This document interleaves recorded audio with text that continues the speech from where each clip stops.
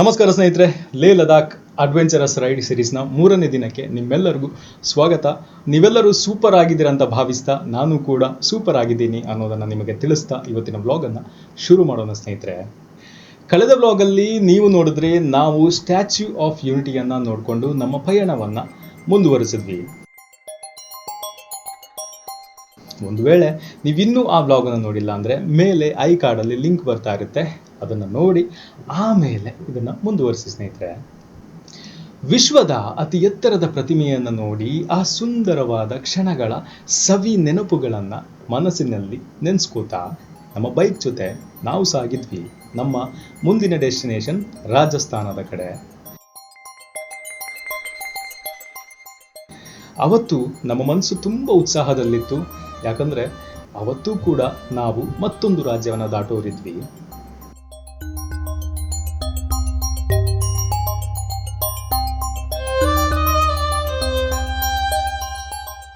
ಆ ದಿನದ ರಸ್ತೆಗಳು ಹೆಚ್ಚಿನ ಭಾಗ ಹೈವೇಗಳೇ ಆಗಿದ್ವು. ಬೈಕ್ ಅಂತೂ ಆರಾಮಾಗಿ ಸುಲಭವಾಗಿ ಓಡ್ತಾ ಇತ್ತು. ಆಯಿತಾ, ಗೂಗಲ್ ಮ್ಯಾಪ್ಸ್ನಲ್ಲಿ ರೋಡ್ಗಳನ್ನು ನೋಡ್ತಾ ಉದಯಪುರ ಇನ್ನೂ ಎಷ್ಟು ದೂರ ಉಳಿದಿದೆ ಅಂತ ಲೆಕ್ಕ ಹಾಕ್ತಾ ಇದ್ದೆ. ಕಿಲೋಮೀಟರ್ಗಳು ಕಡಿಮೆ ಆಗ್ತಾ ಇದ್ದಂತೆ ಹೃದಯದಲ್ಲಿ ಒಂದು ಸಣ್ಣ ಸಂತೋಷ ಹುಡ್ತಾ ಇತ್ತು ಸ್ನೇಹಿತರೆ. ದಾರಿ ಮಧ್ಯದಲ್ಲಿ ಅಲ್ಲಲ್ಲಿ ಒಂದೊಂದು ಸಣ್ಣ ಸಣ್ಣ ಸ್ಟಾಪ್ಗಳನ್ನು ತಗೋತಾ ಇದ್ವಿ, ಅಲ್ಲಲ್ಲಿ ಸ್ಥಳೀಯ ಜನರೊಂದಿಗೆ ಮಾತಾಡ್ತಾ ಇದ್ವಿ.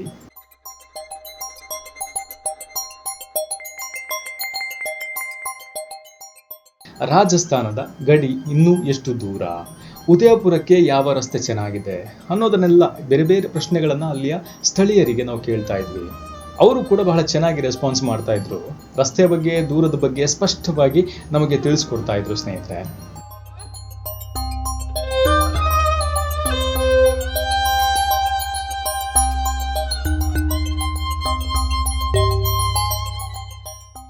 ಹೀಗೆ ಬೇರೆ ಬೇರೆ ಊರಿನ ಜನರ ಜೊತೆ ಮಾತನಾಡ್ತಿದ್ದಂತಹ ಆ ಕ್ಷಣಗಳು ಒಂದು ವಿಶೇಷವಾದ ರುಚಿಯನ್ನು ಈ ರೈಡ್ನಲ್ಲಿ ನಮಗೆ ಕೊಡ್ತಾ ಇತ್ತು.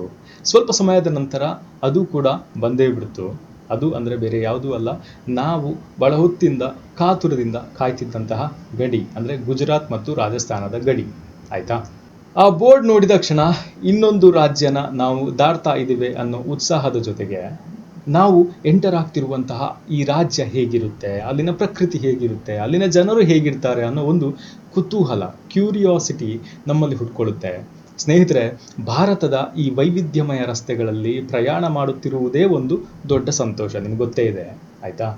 ಗುಜರಾತ್ನ ಆ ಗಾಳಿ, ರಾಜಸ್ಥಾನದ ಆ ಬಿಸಿಲು ಎಲ್ಲವೂ ಬದಲಾಗ್ತಿರೋದು ನಮ್ಮ ಕಣ್ಣಿಗೆ ಕಾಣ್ತಾ ಇತ್ತು. ರಸ್ತೆಯ ಎರಡೂ ಬದಿಯ ದೃಶ್ಯಗಳು ನಿಧಾನವಾಗಿ ಬದಲಾಗ್ತಾ ಇದ್ವು.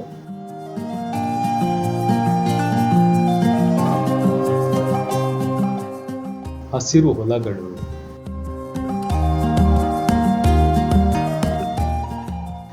ಒಣಗಿದ ಪ್ರದೇಶಗಳು,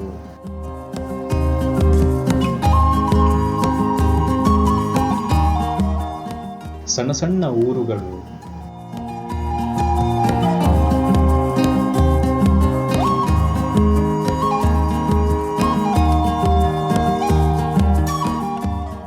ಎಲ್ಲವೂ ಕೂಡ ಹೊಸ ಅನುಭವವನ್ನು ನೀಡ್ತಾ ಇತ್ತು.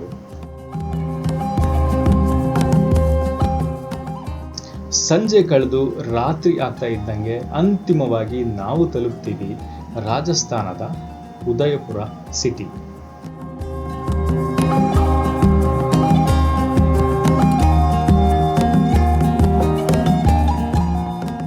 ಮಠ ಮಧ್ಯಾಹ್ನದ ಬಿಸಿ ಬಿಸಿಯಾದ ಬಿಸಿಲಲ್ಲಿ ದಿನದುದ್ದಕ್ಕೂ ಲಾಂಗ್ ರೈಡನ್ನು ಮಾಡಿ ನಂತರ ಈ ಊರಿಗೆ ತಲುಪಿದಾಗ ದೇಹ ಸ್ವಲ್ಪ ಆಯಾಸವಾಗಿರುತ್ತೆ, ಆದರೆ ಮನಸ್ಸು ಮಾತ್ರ ಪ್ರತಿದಿನ ಥರನೇ ತುಂಬ ಸಂತೋಷದಿಂದ ತುಂಬಿರುತ್ತೆ. ಯಾಕಂದರೆ ನಾವು ಇವತ್ತು ರಾಜಸ್ಥಾನದ ಲೇಕ್ ಸಿಟಿ ಆಫ್ ಇಂಡಿಯಾ ಅಂತಲೇ ಕರೆಯಲ್ಪಡುವಂತಹ ಉದಯಪುರಕ್ಕೆ ಬಂದು ತಲುಪಿರ್ತೀವಿ.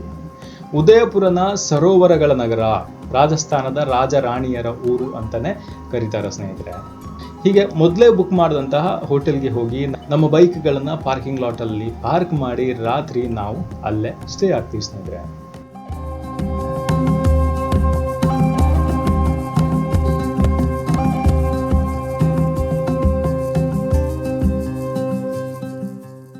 ಸ್ನೇಹಿತರೆ, ಈ ಲೇ ಲದಾಖ್ ಅಡ್ವೆಂಚರಸ್ ರೈಡ್ ಏನಿದೆಯಲ್ಲ, ಈ ಪಯಣದಲ್ಲಿ ಪ್ರತಿದಿನ ಒಂದು ಹೊಸ ರಾಜ್ಯ, ಹೊಸ ದೃಶ್ಯ, ಹೊಸದಾದ ಒಂದು ಅನುಭವ. ಇಲ್ಲಿಗೆ ನಮ್ಮ 3ನೇ ದಿನದ ರೈಡ್ ಮುಕ್ತಾಯಗೊಳ್ಳುತ್ತೆ. ಮುಂದೆ 4ನೇ ದಿನ ನಾವು ರಾಜಸ್ಥಾನದಲ್ಲಿ ಏನೇನು ಮಾಡಿದ್ವಿ, ಎಲ್ಲೆಲ್ಲಿ ಹೋದ್ವಿ ಅನ್ನೋದನ್ನ ಮುಂದೆ ನೋಡೋಣ. ಬನ್ನಿ ಸ್ನೇಹಿತರೆ, ಮತ್ತೊಮ್ಮೆ ನಿಮ್ಮೆಲ್ಲರಿಗೂ ಲೇ ಲದಾಖ್ ಅಡ್ವೆಂಚರಸ್ ರೈಡ್ ಸೀರೀಸ್ನ 4ನೇ ದಿನಕ್ಕೆ ಸ್ವಾಗತ. ಉದಯಪುರವನ್ನ ತಲುಪಿದ ನಾವು ಆ ದಿನ ಅಲ್ಲೇ ರೆಸ್ಟ್ ಮಾಡಿ ಮರುದಿನ ಈ ಐತಿಹಾಸಿಕ ನಗರವನ್ನ ಸರಿಯಾಗಿ ನೋಡಬೇಕು ಅಂತ ಹೇಳಿ ಡಿಸೈಡ್ ಮಾಡ್ತೀವಿ. ಇವತ್ತು ನಾವು ನೋಡಬೇಕಾಗಿರುವಂತಹ ಜಾಗಗಳು ಯಾವುದಪ್ಪ ಅಂತ ಹೇಳಿದ್ರೆ, ಒಂದನೇದಾಗಿ ಉದಯಪುರ ಸಿಟಿ ಪ್ಯಾಲೇಸ್ ಮತ್ತು ಇನ್ನೂ ಹಲವಾರು ಪ್ರವಾಸಿ ತಾಣಗಳಿದೆ. ಆಯ್ತಾ? ಭಾರತದ ಅತಿ ದೊಡ್ಡ ಅರಮನೆಗಳಲ್ಲಿ ಒಂದು ಎಂದು ಪ್ರಸಿದ್ಧವಾದ ಈ ಅರಮನೆ ಪಿಚೋಲಾ ಸರೋವರದ ದಡದಲ್ಲಿ ನಿಂತಿದೆ. ಇದನ್ನ ನೋಡಿದ ಕ್ಷಣವೇ ಮೈಯೆಲ್ಲ ರೋಮಾಂಚನವಾಯಿತು ಸ್ನೇಹಿತರೆ.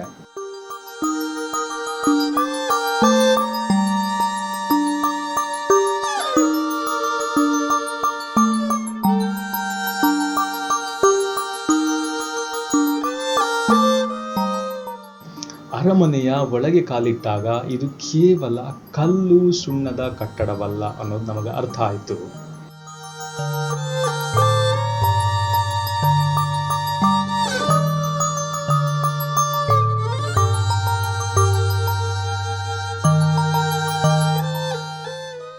ಈ ಅರಮನೆಯ ಪ್ರತಿ ಒಂದು ಭಾಗ ಕೂಡ ರಾಜ, ರಾಣಿಯರ, ಯೋಧರ ಜೀವನದ ಕಥೆಯನ್ನ ಹೇಳ್ತಾ ಇತ್ತು.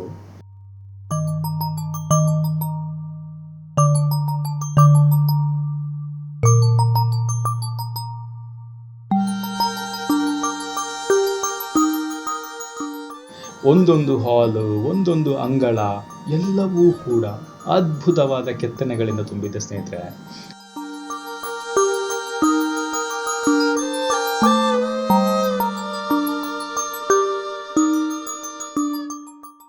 ಇಲ್ಲಿ ನನಗೆ ತುಂಬಾ ಮುಖ್ಯವಾಗಿ ಕಾಣಿಸಿದ್ದು ರಾಜ ಪ್ರತಾಪ್ ಸಿಂಹ ಅವರ ಕತೆ.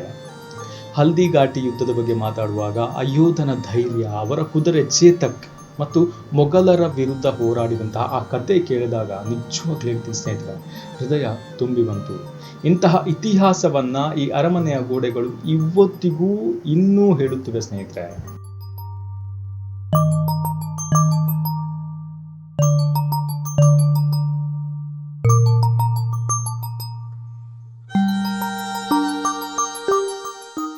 ಗೋಡೆಗಳ ಮೇಲೆ ಚಿತ್ರಗಳು, ಕನ್ನಡಿಯಿಂದ ಮಾಡಿದಂತಹ ಆ ವರ್ಕ್ ಇದೆಯಲ್ಲ, ವಾಹ್!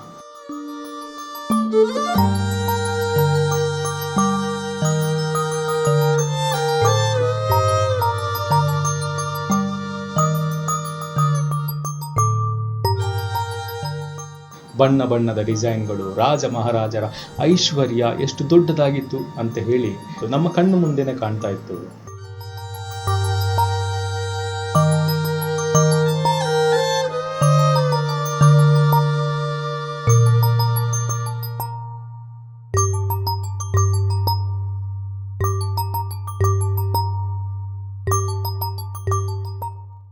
ಅರಮನೆಯ ಮೇಲ್ಭಾಗಕ್ಕೆ ಹೋದಾಗ ಪಿಚೋಲಾ ಸರೋವರದ ಅದ್ಭುತವಾದ ನೋಟ ನಮ್ಮ ಕಣ್ಣುಗಳನ್ನು ತುಂಬಿಸ್ತು. ನೀಲಿ ನೀರು, ಸುತ್ತಲೂ ಹಸಿರು ಬೆಟ್ಟಗಳು ಮತ್ತು ದೂರದಲ್ಲಿ ಊರಿನ ಆ ದೃಶ್ಯ, ಇದು ನಿಜವಾಗಿಯೂ ರಾಜಸ್ಥಾನದ ಸರೋವರಗಳ ಊರು ಅಂತ ಹೇಳಿ ನಮಗೆ ಅನ್ನಿಸ್ತು.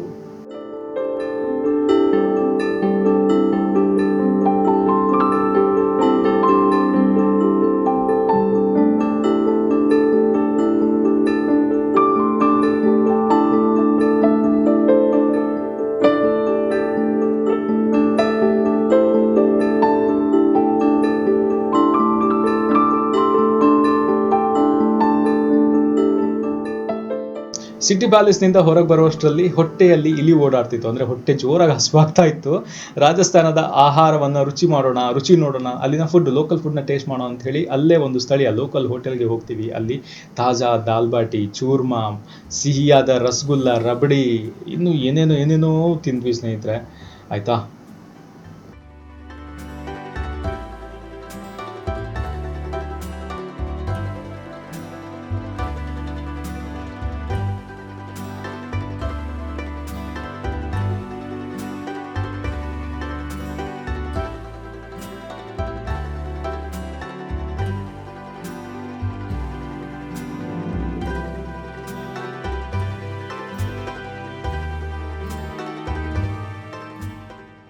ಆ ಊಟ ನಮ್ಮ ಅವತ್ತಿನ ಆಯಾಸವನ್ನೆಲ್ಲ ಮರೆಸಿತು.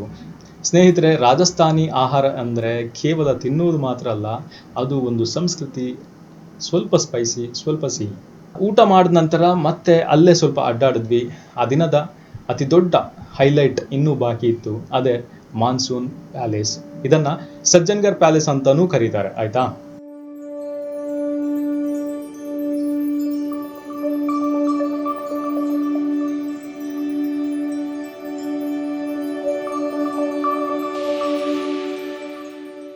ಸಾವಿರದ 884ರಲ್ಲಿ ಮಹಾರಾಣಾ ಸಜ್ಜನ್ ಸಿನ್ಹಾ ಅವರು ಕಟ್ಟಿಸಿದ ಈ ಅರಮನೆ ಅರವಳ್ಳಿ ಬೆಟ್ಟಗಳ ಮೇಲೆ ಸುಮಾರು 944 ಮೀಟರ್ ಎತ್ತರದಲ್ಲಿ ನಿಂತಿದೆ. ಮುಖ್ಯವಾಗಿ ಮಳೆಗಾಲದ ಮೋಡಗಳನ್ನು ನೋಡುವುದಕ್ಕಾಗಿ ಕಟ್ಟಿದ್ರು ಅಂತ ಹೇಳ್ತಾರೆ.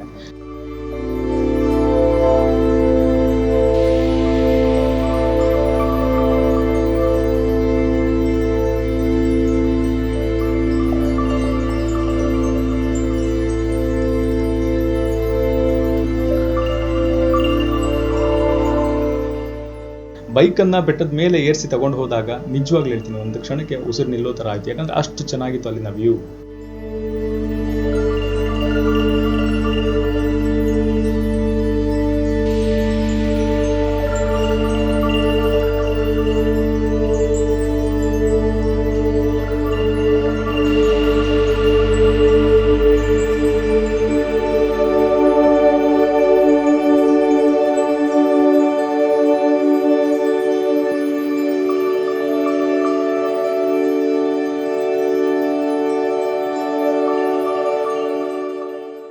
ಮೇಲಿಂದ ನೋಡಿದ ಉದಯಪುರ ದೃಶ್ಯ ಅವಿಸ್ಮರಣೀಯವಾಗಿತ್ತು. ಫತೇ ಸಾಗರ್ ಸರೋವರ, ಪಿಚೋಲಾ ಸರೋವರ, ಸಿಟಿ ಪ್ಯಾಲೇಸ್, ಸುತ್ತಲೂ ಹಸಿರು ಬೆಟ್ಟಗಳು ಊರಿನ ಸಂಪೂರ್ಣವಾದ ಒಂದು ಪ್ಯಾರಾನಾಮಿಕ್ ವ್ಯೂ ಅನ್ನು ಕೊಡ್ತಾ ಇತ್ತು.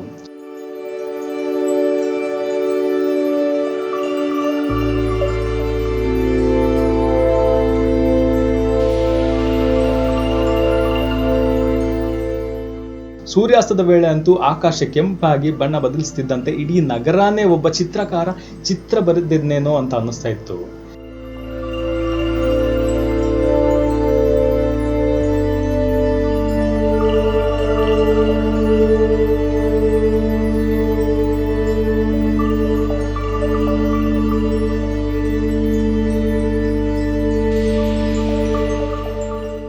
ಸ್ನೇಹಿತರೆ, ಲೇ ಲದಾಖ್ಗೆ ಹೋಗುವ ದಾರಿಯಲ್ಲಿ ಇಂತಹ ಐತಿಹಾಸಿಕ ಸ್ಥಳಗಳನ್ನು ನೋಡುವುದು ಈ ಪಯಣಕ್ಕೆ ಒಂದು ವಿಶೇಷ ಅರ್ಥವನ್ನು ಕೊಡುತ್ತದೆ, ಆಯ್ತಾ. ಇದು ಬೈಕ್ ರೈಡ್ ಮಾತ್ರ ಅಲ್ಲ, ಭಾರತದ ಸಂಸ್ಕೃತಿ, ಇತಿಹಾಸ ಮತ್ತು ಪರಂಪರೆಯನ್ನು ಅನುಭವಿಸುವಂತಹ ಒಂದು ರೈಡ್ ಅಂತಲೂ ಹೇಳ್ಬೋದು, ಒಂದು ಪಯಣ ಅಂತಲೂ ಹೇಳ್ಬೋದು. ಹೀಗೆ ಮನಸ್ಸಿಲ್ಲದ ಮನಸ್ಸಿನಿಂದ ಮಾನ್ಸೂನ್ ಪ್ಯಾಲೇಸ್ನಿಂದ ಮರಳಿ ನಮ್ಮ ಗೂಡಿಗೆ ಸೇರಿದ್ವಿ. ಗೂಡಿಗೆ ಸೇರಿದ ನಾವು ರಾತ್ರಿ ಕಳೆದು ಮರುದಿನ ಯಾವ ಕಡೆ ನಮ್ಮ ಪಯಣವನ್ನು ಬೆಳೆಸಿದ್ವಿ ಅನ್ನೋದನ್ನು ಮುಂದಿನ ಬ್ಲಾಗಲ್ಲಿ ತಿಳಿಸ್ತೀನಿ ಸ್ನೇಹಿತರೆ. ಒಂದು ವೇಳೆ ನಿಮಗೆ ಸಿಟಿ ಪ್ಯಾಲೇಸ್ನ ಕುರಿತಾದ ಸಂಕ್ಷಿಪ್ತವಾದ ಅಂದರೆ ವಿವರವಾಗಿ ಕಂಟೆಂಟ್ ಬೇಕಾದರೆ ನನಗೆ ಕಾಮೆಂಟ್ ಮುಖಾಂತರ ತಿಳಿಸಿ. ಮುಂದಿನ ದಿನಗಳಲ್ಲಿ ಉದಯಪುರ ಸಿಟಿ ಪ್ಯಾಲೇಸ್ನ ಕುರಿತಾದ ಡೀಟೇಲ್ಡ್ ವಿಡಿಯೋವನ್ನು ನಾನು ಮಾಡಿ ನಿಮಗೆ ತೋರಿಸ್ತೀನಿ ಸ್ನೇಹಿತರೆ. ಇನ್ನು ನಮ್ಮ ಲೇ ಲದಾಖ್ ಸೀರೀಸ್ನ ಇವತ್ತಿನ ಬ್ಲಾಗ್ ನಿಮಗೆ ಇಷ್ಟ ಆಗಿದೆ ಅಂತ ಅನ್ಕೋತೀನಿ. ಮತ್ತೆ ಮುಂದಿನ ಬ್ಲಾಗಲ್ಲಿ ಸಿಗೋಣ ಸ್ನೇಹಿತರೆ. ಕ್ಷೇಮವಾಗಿರಿ, ಸುಖವಾಗಿರಿ. ನಮಸ್ತೆ.